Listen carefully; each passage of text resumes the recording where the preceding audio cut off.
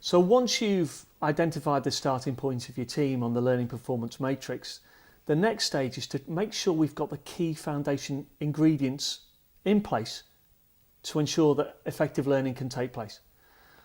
From our experience of 12 years of working with hundreds of organisations, and on top of that the research we've done with individual leaders, we've seen time and again learning cannot take place unless these three foundation ingredients are in place. The first and most important is ensuring we've got processing capacity. In too many organisations where learning doesn't take place, people have got processing overload. They'll turn and say to you, learning, we just haven't got time for that stuff.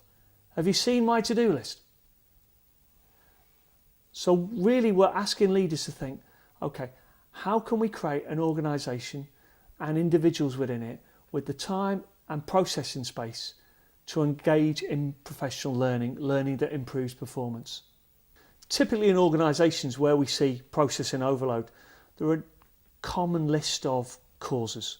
One is a lack of shared clarity about what high performance represents and how people working to achieve that high performance.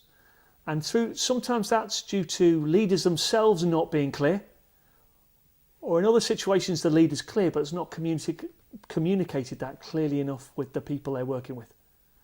The second is often organisations, people working within them, working in an environment of distractions.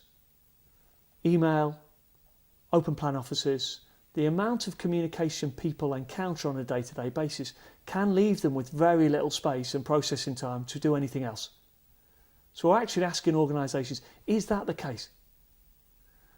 Thirdly, you can have situations where very naturally things from our own personal lives come into work. We can have people who are real open to learning, individuals who, because of illness in family, personal sickness, they get processing overload, and in those situations not a great deal we can do but support those people through that period. And the final area is around effective prioritisation. We've worked with lots and lots of leaders, some of whom seem to have an objective of being busy. Yeah? We have colleagues we've worked with who the overarching culture is about busyness.